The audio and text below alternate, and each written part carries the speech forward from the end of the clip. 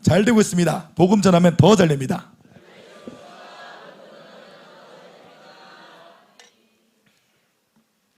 네, 혹시 이 중에서 아직 군대 안 간 청년들 중에서 군대를 가고 싶으신 분이 계십니까? 여기는 곧 가는 거 아닌가요? 네, 만약에 정말로 내가 그냥 군대 정말로 가고 싶어, 너무 가고 싶어서 좀 미칠 것 같다. 그러면 조금 특이한 분들이십니다. 보통은 군대를 가고 싶어하지 않아 합니다. 하지만 남자들은 누구나 사유가 없다면 군대에 가게 됩니다. 우리 손현호 형제가 얼마 전에 군대에 들어갔는데 제가 이야기를 들어보니까 입대할 때 가족들 모두가 이렇게 눈물바다였다고 합니다. 저도 군대에 들어가는 것이 너무 싫고 힘들었습니다. 저는 이제 군대 갈 때 술에 잔뜩 취한 채로 이제 홧김에 군대를 신청했습니다. 그리고 몇 달 지나서 제가 교회로 전대가 되었고 또 양육반을 3주 정도 했을 때 그때 전화 메시지로 입영 관련 안내 문자가 날라왔습니다. 그 문자를 받고는 정말 멘탈이 나가버렸습니다. 그래서 그때 박인찬 목사님이 셀리더셨는데 밤에 박인찬 목사님을 붙잡고 가기 싫다고 엉엉 울었었습니다. 이렇게 안 가고 싶은 곳이 군대이다 보니까 군대에는 온갖 전설이 떠돌긴 합니다. 군대 가기 전에 20세가 되면 남자들 모두가 신체 검사를 받습니다. 거기서 다친 곳은 없는지 또 정신은 건강한지 그런 검사를 받는 시간입니다. 그때 어떤 한 사람이 군대가 너무 가기 싫은 겁니다. 그래서 검사를 기다리려고 줄을 딱 서고 있는데 거기서 갑자기 바지를 내려서 거기서 변을 봐버린 겁니다. 근데 이 정도 했으면 아무리 정상이라도 이 정도 했으면 면제를 줄 만한데 이 사람이 현역으로 군대를 가버렸습니다. 그 이유는 바로 뒷사람이 그 변을 손으로 주워 먹어버렸습니다.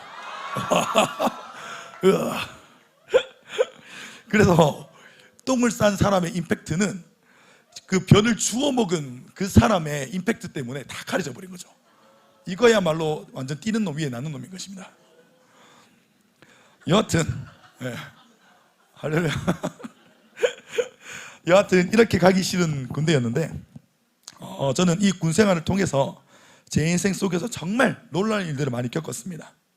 거기서 행복 모임을 열고 많은 사람을 영접시켰고 또 거기서 몇 명의 가신 병사들이 변화되고 교회로 인도되는 일들이 있었습니다. 제가 만약 군대에 가기 싫다고 해서 전설 속 사람들처럼 앞사람의 변을 주워 먹었더라면 저는 이런 일들을 경험해 보지 못했을 것입니다. 할렐루야. 우리 요다엘 친구들은 학교에 가고 싶어서 가진 않을 것입니다. 의무 교육이고 또 가야 하는 학교이니까 또 학교에 가게 될 것입니다. 아침에 일어나서 와! 나 학교 간다! 이러고 막 신이 난다면 혹시 자녀분들 중에 그런 분들이 있다면 그거는 조금 정상이라고 보기 좀 힘듭니다. 보통 아침에 놀다 가지고 왜 학교에 가야 될까? 어디 아픈 데 없나 나 오늘 뭐 이렇게 생각하는 것이 정상이라는 것이죠. 그런데 집에서 자녀들이 막 와 학교다! 라고 막 환호성을 친다면 그것은 분명히 무슨 일이 일어나고 있다는 증거입니다.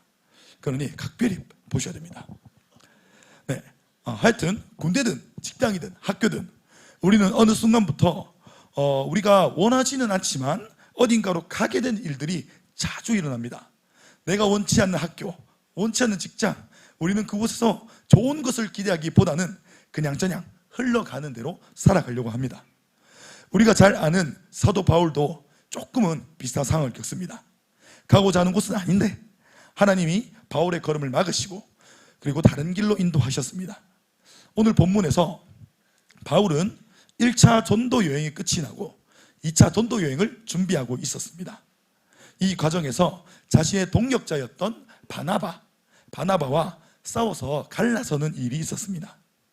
그래서 바나바와 이 바울은 서로 다른 방향으로 가려고 합니다. 여기서 바울은 실라라는 사람을 데리고 디모데라는 제자를 만납니다. 그렇게 바울은 실라와 디모데를 데리고 아시아로 가서 전도를 하려고 했습니다. 하지만 이때부터 성령님께서 바울과 일꾼들을 막아섭니다. 사도행전의 저자인 누가는 성령께서 바울의 일행들을 막았다고 고백하고 있습니다. 6절에서 부르기아와 갈라디아 지방을 거쳐서 7절에서는 무시아 앞에 이르러 비두니아로 가고자 했습니다. 여기서 성령께서 첫 번째로 막아서십니다. 오늘 본문 6절에서 7절 말씀을 한번 읽어보도록 하겠습니다. 성령이 아시아에서 말씀을 전하지 못하게 하시거늘 그들이 부르기아와 갈라디아 땅으로 다녀가 무시아 앞에 이르러 비두니아로 가고자 애쓰되 예수의 영이 허락하지 아니하시는지라. 아멘. 이때까지 바울 일행들은 하나님께서 자신들을 막아서고 있다는 것을 눈치채지는 잘 못했던 것 같습니다. 이때 어떤 일들이 있었는지 성경은 자세히 설명을 하고 있지는 않습니다. 그래서 우리는 이 부분에 대해서 추측을 자세히 할 수는 없지만 대략적으로 특별한 환상이나 계시가 아니라 어떤 상황과 사건들 때문에 자신이 원하던 아시아로 가지 못하는 그런 상황들이 계속해서 있었던 것입니다. 이로 인해서 무시아 앞에 이르러서는 드로아라는 지역으로 가려고 했지만 그것마저도 실패합니다. 이때 꿈에서 바울에게 환상이 보이더니 마게도냐 사람이 한 명이 나타나서 우리를 도와주세요 라고 하는 장면을 보게 됩니다. 이렇게 환상을 보았을 때 바울은 하나님이 아시아로 가는 것을 막고 계심을 알게 되었습니다. 오늘 본문 8절에서 10절 말씀을 한번 읽어보도록 하겠습니다. 무시아를 지나 드로아로 내려갔는데 밤에 환상이 바울에게 보이니 마게도냐 사람 하나가 서서 그에게 청하여 이르되 마게도냐로 건너와서 우리를 도우라 하거늘 바울이 그 환상을 보았을 때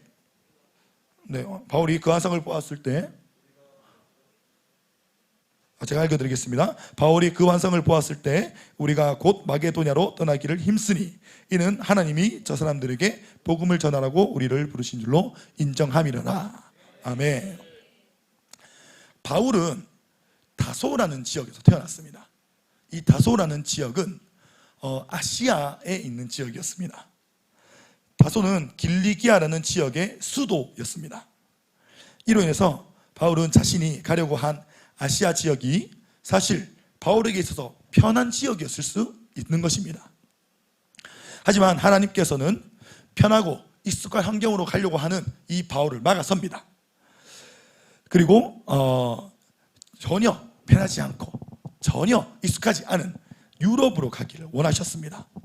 바울은 이런 성령의 인도를 알아차리지 못한 채로 자신에게 익숙하고 활약하기 편한 아시아행을 강행하고 있었던 것입니다. 우리도 돌아보면 익숙하고 편한 환경을 선호하는 경향이 있습니다. 우리 요다엘 친구들은 자신의 집 그리고 자신의 학교보다도 친구들이 있는 곳을 더 편하게 여깁니다. 그래서 친구가 혹시나 교회 많이 없더라면 이 교회도 사실 매력적인 곳이 안 되는 경우도 있습니다. 또 교회는 또 돈이 잘 안 되죠. 그리고 또 오히려 돈을 써야 하는 구석이 좀 많습니다. 또 섬겨야 하고 수고를 해야 하는 이 교회는 나에게 있어서 편하고 익숙하지만은 않은 장소일 수 있다는 것입니다. 교회뿐만이겠습니까? 가정도, 직장도, 학교도 모든 곳이 내 마음처럼 편한 곳은 아니라는 것입니다. 저번에 제 아는 형이 이제 결혼을 했는데 그 형이 한 1년 뒤에 갑자기 저한테 전화가 오더라고요. 그래서 이제 하는 말이 뭐냐면 오늘 내가 반차 썼다. 혹시 나를 만날 수 있겠느냐? 이러더라고요. 그래서 반차 써서 어디 가려고 하는데? 라고 물어보니까 PC방을 가고 싶다. 이렇게 얘기하더라고요. 아니 반차가 있어서 무슨 PC방을 가냐? 이렇게 얘기하니까 집에서 와이프가 게임에 깨짜라도 꺼낸 순간 난리가 나버린다. 나 진짜 집에서 오늘 하루만이라도 탈출하고 싶다. 이런 얘기를 하더라는 것이죠. 그러니까 이거는 이제 케바케일 수 있죠. 그런데 가정이든 직장이든 어디든 내가 좀 불편하고 익숙하지 않은 상황과 환경들이 있다는 것입니다. 그래서 하나님께서 나에게 너무 잘 맞는 직장, 나에게 딱 맞는 친구들만 모인 학교, 내가 말하면 다 이루어지는 가정만을 주시면 그러면 되는데도 하나님은 이상하게도 내가 원하는 곳으로만 나를 데려다 놓으시지는 않으셨습니다. 내가 불편한 자리, 내게 익숙하지 않은 자리로 나를 인도해 가십니다. 어쩔 때는 이것이 불만일 때가 있습니다. 하나님, 왜 저는 이렇게 빡센 환경에 있는 것입니까? 하나님께서 저를 인스타로 만드셔서 학교로 보내셨으면 복음 전하기도 쉬웠을 텐데, 아니 나를 왜 이렇게 평범하게 만드셔서 이렇게 불편하게 하셨습니까? 라고 이렇게 생각해 볼 수도 있겠죠. 한 가지 더 착각이 있다면 과연 우리가 평범할까라는 것인데, 할렐루야. 또 이런 걸 수도 있겠죠. 또 군대 가기 싫은 이제 남자들은 차라리 하나님 나를 여자로 지으셨더라면 군대를 안 가도 되는데 왜 남자로 만들어서 군대를 가게 하십니까? 요거 쓰면서 또 생각해 보니까 딱 이런 덩치의 여자가 있으면 또 그것도 좀 힘들겠다 싶은 생각도 있었습니다. 우리가 지금 몸담고 있는 가정, 학교, 직장 등 내 모든 삶의 영역은 하나님의 부르심입니다. 그렇기 때문에 이 부르심에는 특별한 이유가 있는 것입니다. 우리는 이미 때깔부터 다른 사람입니다. 예수를 믿는 우리는 믿는 그 순간부터 특별한 정체성을 가지게 됩니다. 이러한 정체성을 가진 이유는 바로 우리가 세상으로부터 구별되어졌기 때문입니다. 다 함께 민수기 8장 10절에서 11절 말씀을 읽어보도록 하겠습니다. 레위인을 여호와 앞에 나오게 하고 이스라엘 자손이 그들에게 안수하게 한 후에 아론이 이스라엘 자손을 위하여 레위인을 흔들어 바치는 제물로 여호와 앞에 드릴지니 이는 그들에게 여호와께 봉사하게 하기 위함이라. 아멘. 여기서 나오는 요제는 히브리어로 테누파라는 단어입니다. 이 단어는 좌우 혹은 위아래로 흔든다라는 단어입니다. 요제는 곡식과 짐승을 제물로 드리는 제사입니다. 곡식을 제물로 드릴 때는 곡식 단을 잡고 이렇게 흔들어서 하나님께 제사를 드렸다고 합니다. 그리고 짐승을 요제로 드릴 때는 짐승을 다 토막내가지고 가슴만 이렇게 남겨놓고 이 가슴 부위를 이렇게 또 흔들어서 하나님께 제사를 지냈다고 합니다. 그런데 오늘 말씀에는 이스라엘 백성들이 한 지파인 레위인들을 제물로 요제를 드리라 라고 이렇게 이야기하고 있습니다. 사람을 제물로 드리는 일이니까 사람 머리, 팔, 다리 다 자르고 가슴만 남겨서 이렇게 흔든다 생각할 수도 있겠지만 그게 아닙니다. 조금 잘했나요? 이것은 하나의 상징입니다. 10절에는 이스라엘 백성들이 레위인에게 안수를 하라고 합니다. 보통 제사를 지낼 때는 제물을 드린 사람이 자신의 제물에 안수를 하게 되어 있습니다. 하나님이 안수를 하고 요제로 드리라고 말씀하시는 것은 특별한 의미가 있는 행동입니다. 보통은 제사가 다 끝난 후에는 이 제물을 태우거나 이게 막 이 피를 빼가지고 제단에 뿌리거나 이렇게 하는데, 요제로 드릴 때는 이 요제로 드린 제물이 있죠? 이 제물을 레위인들에게 다시 돌려줍니다. 하나님께서는 이 받았다는 상징만 삼으시고 이걸 실제로 레위인들에게 다시 돌려주시는 것이죠. 민수기 8장에서의 요제는 이스라엘이 자신의 지파인 레위 지파를 안수하여 제사를 지냈는데 그것이 요제인 것입니다. 그 이유는 구별되었습니다. 이미 하나님께 드려졌지만 이 레위 지파는 특별한 목적을 가져서 다시 이스라엘 백성들에게 돌려진 지파라는 것입니다. 이 예표가 우리 예수님이 있으시죠. 예수님께서 십자가에 매달리셨지만 오늘 이 땅 가운데 다시 남아주셔서 우리를 위하여 다시 남으셔서 오늘 부활하심으로 우리가 구원을 얻을 수 있도록 하나님께서 그 길을 열어주시는 것입니다. 이 구별된 레위 지파는 특별한 목적을 가진 사람들입니다. 우리 또한 예수님을 믿는 그 순간부터 특별히 구별되어진 삶을 살아갑니다. 그렇기에 우리의 삶은 이전과 다르게 특별한 목적과 이유를 품은 삶이 되는 것입니다. 저번에 이런 이 나눔을 이렇게 청년반에서 간단하게 했는데 어떤 지체가 이렇게 묻더라고요. 전도사님, 저는 여기 나오는 레위인은 특별한 사람이고요. 저는 특별한 사람이 아닙니다. 뭐 이런 식으로 얘기를 하더라고요. 그래서 제가 다시 이야기했습니다. 아니 이게 그게 아니고 이미 우리 구별돼서 이미 우리 특별한 사람이라니까요. 그래서 우리 이미 그 본인의 의사 상관없이 구별되어졌습니다. 이렇게 대답을 다시 해주었습니다. 다 함께 베드로전서 2장 9절 말씀을 읽어보도록 하겠습니다. 그러나 너희는 택하신 족속이요 왕같은 제사장들이요 거룩한 나라요 그의 소유가 된 백성이니 이는 너희를 어두운 데서 불러내어 그의 기이한 빛에 들어가게 하신 이의 아름다운 덕을 선포하게 하려 하심이라. 아멘. 이미 우리는 하나님께 구별되어졌습니다. 예수님이 오시기 그 이전에는 하나님을 위해 일한다는 것은 특별한 부르심이 있어야 가능했던 일입니다. 하지만 이 베드로 전서의 말씀처럼 우리는 모두가 특별히 구별되어져 제사장이면서 왕이면서 선지자인 삶을 살아가는 것입니다. 그렇게 하나님 나라의 아름다운 덕을 선포하기 위해서 특별히 구별되어져 이 세상에 보내심을 받은 사람들입니다. 우리 다시 본문으로 한번 돌아가 보겠습니다. 바울은 이제서야 인정을 했습니다. 하나님 막으시는구나. 이러한 사건과 상황과 환경들, 이 자꾸 안 되는 이 상황과 사건과 환경들이 그냥 안 되는 것이 아니었고 하나님께서 나를 마게도냐로 보내시는 것이구나 라고 인정을 했습니다. 하나님께서 자신을 아시아가 아닌 유럽에 보내려고 하시는 것을 깨달은 것이죠.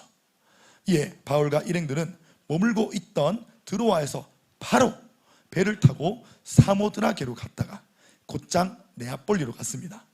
그리고 곧바로 빌립보로 가게 되었습니다. 사도 바울의 사역은 언제나 크고 중심되는 도시에서부터 이제 좀 주위로 뻗쳐나가는 형식의 사역을 했습니다. 우리 두나게 사역으로 치자면 마닐라, 마리끼나가 있는데 마닐라부터 우리가 센터를 세웠고 그리고 마리끼나로부터 뻗쳐나간 식으로 비슷한 방식의 사역인 것이죠. 마게도냐에 와서도 첫째 가는 도시인 빌립보를 중심으로 먼저 사역을 시작했습니다. 바울은 빌립보에서 며칠을 머물렀습니다. 이때 바울은 한 명의 여인을 만나게 됩니다. 본문 말씀 13절에서 14절 말씀을 읽어보도록 하겠습니다.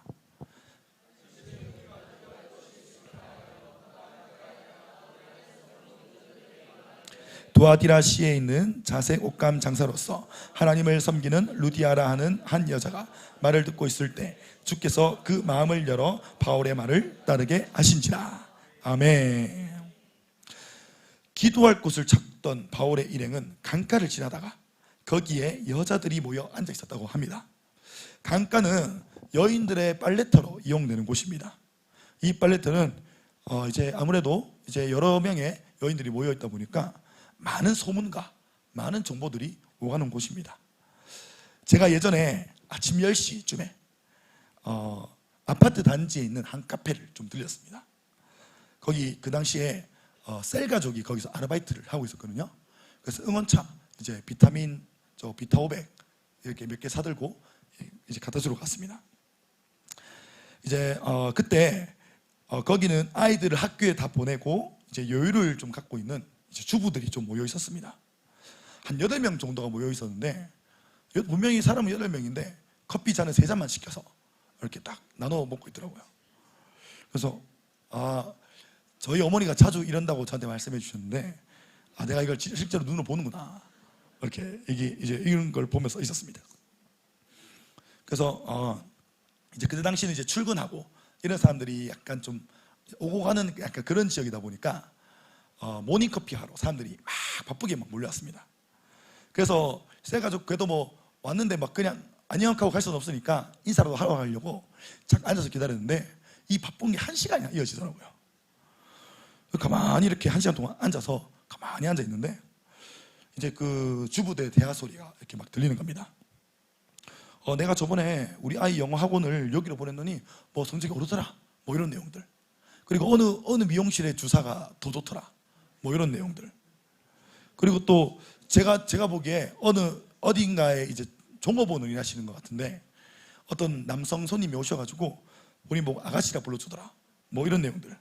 그래서 막 이렇게, 이거 제가 들으면서 이게 가만히 듣고 있다가 참다가 여기서 조금 나도 모르게 붙 터져 버렸습니다. 그래서 다른 날 쳐다보시더라고요. 모른 척하고 이렇게. 할렐루야. 네. 여하튼 이런 이야기들을 1시간, 2시간 정도 나누는 것입니다. 아마도 이런 빨래터가 그때 당시에 이렇게 빨래도 하면서 뭐 이야기도 나누고 대화도 나누는 뭐 약간 뭐 소문과 정보들을 막 이렇게 주고받은 그런 장소가 아니었을까 한번 예측해 보는 것이죠. 그래서 이제 여인들이 이렇게 모이는 그런 장소인데, 여기서 이제 바울이 거기서 루디아를 만나서 전도를 하게 되는 것이죠. 여인들이 모여 있는 장소에 남자들 몇 명이 딱 가서 전도를 하면 부담스러울 수도 있겠죠. 그런데 그 중에 한 명인 루디아라는 사람이 마음의 문을 열고 이 복음을 듣게 됩니다. 우리는 삶의 현장으로 하나님이 부르시는 곳으로 나아간다고 하더라도 이제 어떻게 해야 되는지를 좀 잘 알지 못합니다. 어떻게 하면 루디아 같은 사람을 만나는가, 어떻게 하면 영혼을 만날 수 있는가, 이제 훈련받고 양육 들어가지고 이제 뭐 전도해야 된다는 걸 알겠는데 어떻게 하면 이런 사람들을 만날 수 있을까, 우리는 고민을 한다는 것이죠. 우리는 13절 말씀을 다시 한번 자세히 살펴봐야 할 것 같습니다. 13절 말씀을 한 번 더 읽어보도록 하겠습니다. 안식일에 우리가 기도할 곳이 있을까 하여 문 밖 강가에 나가 거기 앉아서 모인 여자들에게 말하는데. 아멘. 바울은 이날도 기도할 곳을 찾다가 이제 그 강가의 여인들을 만난 것이죠. 바울은 어느 도시를 가든 기도 처소, 어딜 가든 예배 처소를 항상 먼저 찾았습니다. 어디가 회당인지, 어디가 기도할 수 있는 처소인지 이런 것들을 늘 먼저 찾았다는 것이죠. 언제나 하나님의 인도를 받기 위해서입니다. 우리 또한 언제나 기도를 할 국리를 해야 합니다. 저는 어제 원래 저번 주에 오후 예배가 취소됐잖아요. 오후 예배가 이제 나들이 예배, 야외 예배로 이렇게 바뀌었는데, 그때 원래 제 차례여서 그때 하려고 했던 본문과 내용이 있었습니다. 그래서 요거는 그냥 그대로 준비를 해서 이번 주에 하면 되겠구나 이 생각을 하고 있었는데, 이 본문의 내용 자체가 이 지금의 방향과는 조금 많이 달랐습니다. 그런데 이번 주 평일간 사역 끝나고 밤마다 와서 기도하고 계속 뭐 기도하다 보면 막 이렇게 혼자서 기도하고 있는데, 이게 아무리 봐도 이게 뭔가 아닌 것 같은 거죠. 이게 뭔가 좀 수정이 돼야 될 것 같은데, 이게 뭔가 아닌 것 같은데, 이런 생각을 하고 있는데 하나님께서 감동을 주셨습니다. 목요일 날 담임 목사님 인도하시는 그 제다대 양육반이 있는데, 이 양육 훈련을 듣던 중에 번뜩 이렇게 설교에 대한 이 감동이 막 떠오르는 것이죠. 그래서 목요일 본문 말씀을 수정하고 목금 엄청 빡세게 기도하고 그리고 말씀 붙들고 묵상하면서 이렇게 설교를 완성할 수 있었습니다. 기도를 하다 보면 하나님께서 갑자기 우리의 길을 이렇게 트실 때가 있다는 것이죠. 우리가 기도를 하다 보면 우리는 이건 줄 알았는데 이상하게 하나님께서 자꾸 다른 상황으로 우리를 자꾸 데려가신다는 것입니다. 기도를 하면 내가 왜 여기에 있는지, 내가 어디로 가야 하는지, 내가 누구를 만나야 하는지 이것을 하나님께서 알게 해주시는 것입니다. 그렇게 하나님께서 사람을 붙여주셔서 전도 지상자를 찾았습니다. 하지만 이제부터 중요한 것이 있습니다. 그것은 복음을 전할 수 있는 용기입니다. 한 영혼을 섬기고 잘 세울 수 있는 용기, 그 과정이 어렵고 힘들다는 것이 눈에 선하지만 그럼에도 불구하고 그것을 무릅쓸 수 있는 용기, 사람을 찾았다면 우리는 이제 용기가 필요합니다. 하나님이 영혼을 붙여주시고 그 영혼에게 가는 것은 이제 우리의 몫입니다. 하나님께서 우리의 직장, 우리의 학교, 내 친구들, 누군가들 중에 이 사람은 복음 전하면 좋겠다 라고 탁 떠올리게 하는 사람이 있다는 것이죠. 그리고 막상 우리가 떠올리고 기도하는 것까지는 우리가 쉽게 합니다. 그런데 이제 막상 그 영혼들에게 나아가는 것, 막상 내 발걸음을 옮기는 것, 그 휴대전화를 들어서 전화를 거는 것, 그것이 우리는 가장 어려운 그런 영역이 아닐까 합니다. 이제 이것은 우리의 어찌 보면 하나의 의지와도 같은 것입니다. 분명 복음을 전하는 것은 쉬운 일만은 아닙니다. 그 이유는 때로는 손해를 봐야 하고 내 것을 써야만 하기 때문입니다. 체력도 시간도 물질도 많은 것을 사용해야만 합니다. 이것이 부담일 수는 있습니다. 하지만 부담을 넘어서 기도하고 현장에서 복음을 전해보니 만나는 일꾼이 있습니다. 이것을 무릅쓰고 그 발걸음을 옮겼을 때 만나는 한 명이 있습니다. 이것이 바로 루디아입니다. 성경에서 루디아를 자색 옷감 장사를 하는 여인으로 말합니다. 이 루디아라는 여인은 두아디라라는 지역 출신입니다. 두아디라는 염색, 금속 세공, 양모 방직, 피역 가공 등 여러 산업이 발달했고 또 지리상으로도 큰 도시와 도시를 잇는 평지에 위치해 있는 도시입니다. 교통의 중심지, 산업과 상업의 중심지, 그게 바로 두아디라시입니다. 거기다가 이 자색 옷감을 만드는 원료를 생산하는 도시가 두아디라시였습니다. 그래서 이 두아디라시는 상당히 부유한 그리고 돈이 많은 그런 도시였습니다. 이 당시에 자색 옷감은 굉장히 비싼 옷이었습니다. 지금으로 말하자면 명품입니다. 약간 샤넬 같은 것이죠. 예, 샤넬, 제가 옛날에 오픈런 아시나요? 그 샤넬 오픈런이라고 해서 그 줄 대신 서서 이렇게 좀 대행해서 사는 그런 알바를 해서 평생 연고가 없을 만한 샤넬인데 제가 이렇게 또 알바 뛴다고 한번 가봤습니다. 가봤는데 거기 가면 진짜 장난 아닙니다. 제 눈에 보기에는 그냥 일반 그 가방에 똑같이 보이거든요. 그래서 샤넬 문장 하나 탁 다는 순간 그래 이게 막 몇백만 원짜리인 겁니다. 거기다가 그 샤넬 문양이 원래 그 약간 오리지널이 있고 그다음 시즌 상품이라고 해가지고 시즌마다 다르게 나온 게 있거든요. 그런데 사람들은 그 오리지널 문양 그것만 비싸게 쳐주고 나머지 별로 비싸게 안 쳐주는 겁니다. 그러니까 시즌 상품은 늘 남고 클래식이라고 부르는 종류는 항상 재고가 없는 거죠. 이제 이 자색 옷감도 마찬가지입니다. 이 옷에는 이 자색이라는 이 원료를 써서 자색으로 바꾸기만 하면 이게 명품이 되는 겁니다. 그러니까 이 루디아라는 사람은 두아디라시에서 자색 옷감을 가져와서 장사를 하는 사람인 거죠. 어떤 제가 책에서 읽었는데 이 자색 옷감이 지금 현재 가치로 하냐면 억대의 옷이었다 뭐 이런 식으로 써놓기도 하는데 뭐 얼마인지까지는 자세히 모르지만 하여튼 이것이 명품이었다는 것이죠. 억대의 돈을 만지던 루디아, 산업과 상업이 발달한 두아디라에서 빌립보로 넘어옵니다. 특히나 이 빌립보는 이 금광이 나오는 지역으로서 그 마게도냐 일대 지역에서 금광 때문에 첫째 가는 지역이 된 겁니다. 그러니까 돈이 많은 이 도시에서 돈을 벌러 또 돈이 많은 도시로 온 루디아라는 사람이 있죠. 이 사람은 만지는 돈 스케일 자체가 되게 스케일이 남다르다는 것입니다. 이 여인은 분명히 큰 돈을 만지기 위해서 빌립보로 왔을 것입니다. 부자 동네에는 명품이 넘치는 법입니다. 그래서 여기서 명품을 파는 것이죠. 하지만 루디아는 바울을 만남으로 복음을 듣게 되었습니다. 이 복음을 들은 루디아는 그 삶이 변화되었습니다. 우리 본문 14절 15절을 한 번만 더 읽어보도록 하겠습니다. 두아디라시에 있는 자색 옷감 장사로서 하나님을 섬기는 루디아라는 여자가 말을 듣고 있을 때 주께서 그 마음을 열어 바울의 말을 따르게 하신지라. 그와 그 집이 다 세례를 받고 우리에게 청하여 이르되 만일 나를 주 믿는 자로 알거든 내 집에 들어와 유하라 하고 강권하여 머물게 하니라. 아멘. 하나님께서 그 마음을 여시고 복음을 듣게 하니까 바울 일행을 강권하여 자기 집에 머물라라고 했습니다. 복음을 전하며 언제나 전초 기지가 있어야 되죠. 그래서 이 바울이 기도처소를 찾으러 다니다가 루디아를 만난 것이 아니겠습니까? 그런데 이 기도의 전초기지, 양육의 전초기지, 이런 예배처소, 이것을 가진 사람이 바로 루디아였습니다. 루디아는 이 모든 것을 가지고 있는 여인이었습니다.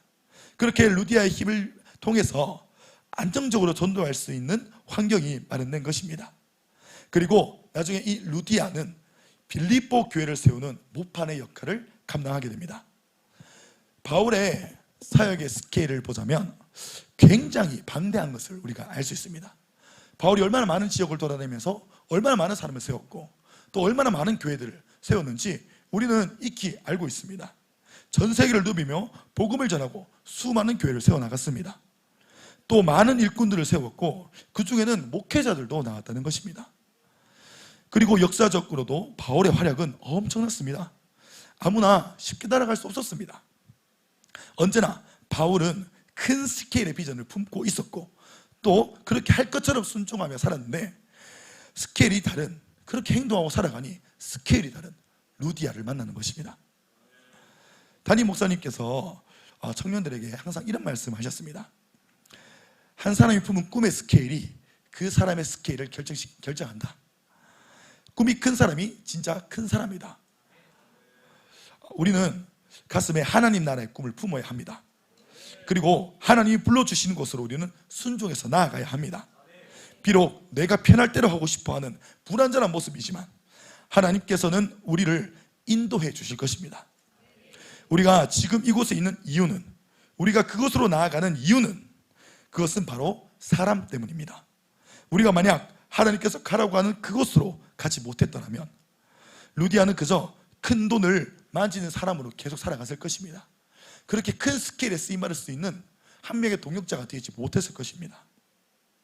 만약 누군가 우리에게 복음을 전해주지 않았더라면 여전히 우리의 삶은 여전히 쳇바퀴 돌듯 똑같이 살아가고 똑같은 내 인생에 한탄하며 살아가는 그런 삶이 되었을 것입니다.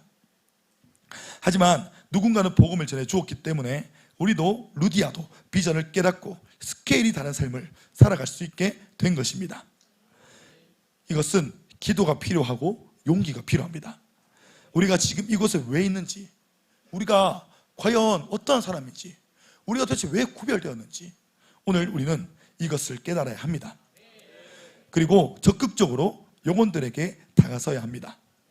무슨 일이 벌어질까 두렵기도 하고 또 다가가야 할 인간관계가 없을 수도 있습니다. 그렇게 우리는 더더욱 하나님이 만들어주신 삶의 현장을 소중히 여기며 최선을 다해 살아가야 합니다. 누구를 어떻게 만날지 알 수 없기 때문입니다. 그러니까 담임 목사님 훈련 속에서 이런 말씀 많이 하십니다. 이 교회에 오기 위해서라도 평소 자기 삶을 잘 관리해라. 그리고 언제 어디서든 복음을 전할 수 있도록 내 인품과 내 성품을 잘 관리해라. 하나님께서는 우리가 언제든 어디서든지 복음을 전할 수 있는 주님의 제자로 살아가길 원하시는 것입니다. 말씀을 맺도록 하겠습니다. 결국 하나님의 인도하심에 따라 부르신 곳으로 가니 영혼을 만났습니다.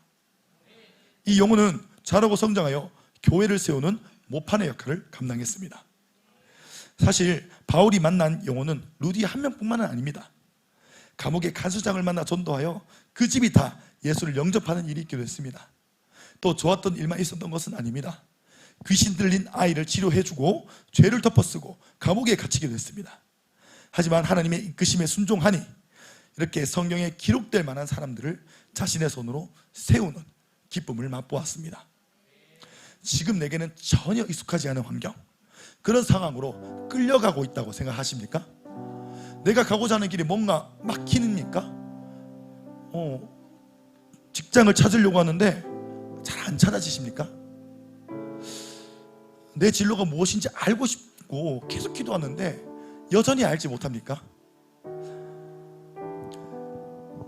지금 내게는 전혀 익숙하지 않은 상황으로 끌려가고 있다면 오늘 그것이 바로 하나님의 부르심이며 그 부르심을 잡을 수 있는 기회라고 생각합니다. 우리는 지금 순종하여 쓰임받을 수 있는 기회가 바로 눈앞에 있는 것입니다. 불행도 아니고 어려움도 아니고 바로 순종하여 쓰임받을 수 있는 기회가 우리 눈앞에 있는 것입니다. 이것을 잡느냐 우리 안 잡느냐는 결국 우리의 몫인 것입니다. 이 모든 기회를 잡고 또 놀라우신 하나님을 경험하여 쓰임받는 우리의 삶이 되기를 소망합니다. 기도하도록 하겠습니다.